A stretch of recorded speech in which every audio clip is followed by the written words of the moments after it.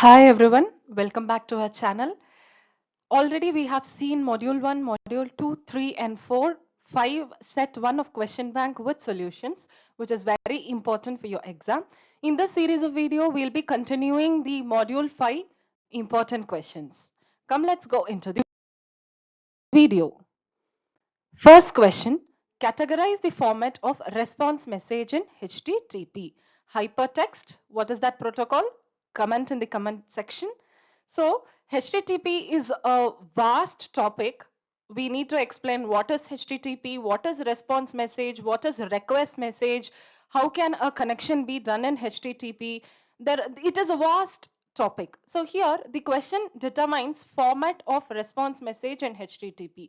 So this is the format of response message. Version, SP, status code, phrase. So in the last series of video, we have seen about the request message format. Here we are seeing about the response message.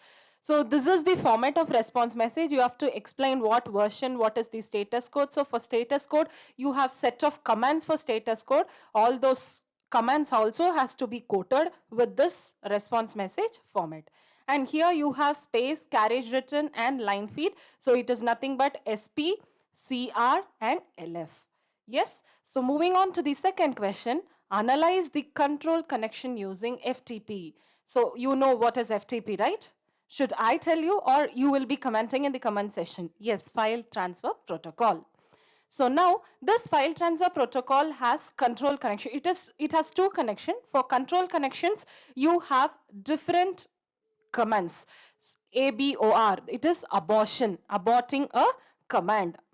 CDUP, it is nothing but the parent directory has to be changed. So like this, you have n number of comments with arguments and descriptions for it. And also to specify what port or what connection it is using, you have a code with description. That is, it ranges from 125 to 530. So these are the codes which is being used by your FTP for the connection with the description. Yes, so you have to code these two and write the complete theory for it.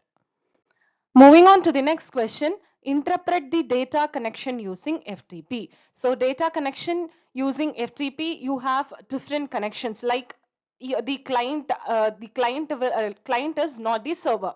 Okay, the client will issue a passive open. We have already seen, right? Passive open, passive close, active open, active close. So those command will be given, and then it also depends on these three types. The data connection using FTP depends on the file type, data structure, transmission mode, and file transfer. These are the four types which it belongs to. Yes, so using the port command, it uses port. So in FTP, we have seen, right, for port, you had different numbers with description. So with that port command, the client will be sending the port number to the server. So if it is 123, then it is a data connection, data establishment. So data termination, it will send the other port number. So like that, it communicate with the port number. And after the server receives the port number, then active open or passive close, depending upon the command, it issues to the client. Yes. So this has to be written with the diagram. Demonstrate the architecture and the format of electronic mail. So electronic mail, email is also a vast topic. Here you're going to see about the architecture. So this is the architecture where you can see us Alice, it is the client, and Bob, maybe it is the server. So through LAN and WAN, how it gets communicated. So here you have an user agent. User agent is the one who is going to take all the data from the application layer and transfer it to the other end. So once the user agent takes it, it uses MTA client, that is message transfer agent. That message transfer agent, that is from client side, it sends to the server side, and then it is kept in a stack. You call it as pool. So here it is kept in a stack, and then the MTA server, so MTA client for the mail server takes the data and send it through the network, and MTA server receives it and boxes here. That is, it encapsulates all the data and sends it to the server, and again it sends to the user agent, which will be taken by the Bob. So this is the process, and you have to explain what is UA, what is message transfer agent, what is MAA server, message access agent, in detail. Moving on to the next question. Show two cases that explains web-based mail. So you have two cases, that is a client and the server, which is having either the client or the server will have HTTP transaction, that is the case one, and here the case two, both the sender and the receiver, client and the server, will be using HTTP transaction. So how it is doing, what it is doing, simple mail transport protocol is being transfer protocol is being used at the client and the server side, and here you can see only the Bob, that is the server side, is using HTTP transaction. Here in case 2, both HTTP server and the client is using HTTP transaction. So you have to draw these two diagram and explain what it is case wise.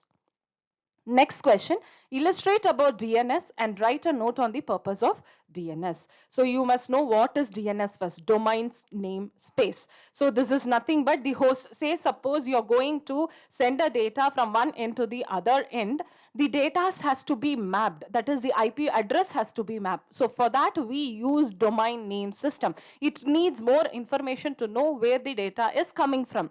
So this is the architecture of the DNS, like where you have the user specifying the host name that moves into the file transfer client, and then what is the second one? So it is having a host name where DNS client take the host name and then sends a query to the DNS server. So it will check whether that particular name is available in the server. If suppose if it is available in the server, a response will be sent with the IP address, where it has been registered, what is the IP address, everything, and with this IP address the data will be transferred to the other layers. Like you can go, if you go for a mall, if you give your number, complete data is taken, right? Likewise, so that is domain name system. So with this architecture you will be explaining why you are using DNS and the architecture. Hope you have understood this small concept. Please be stay tuned for more information. Thank you.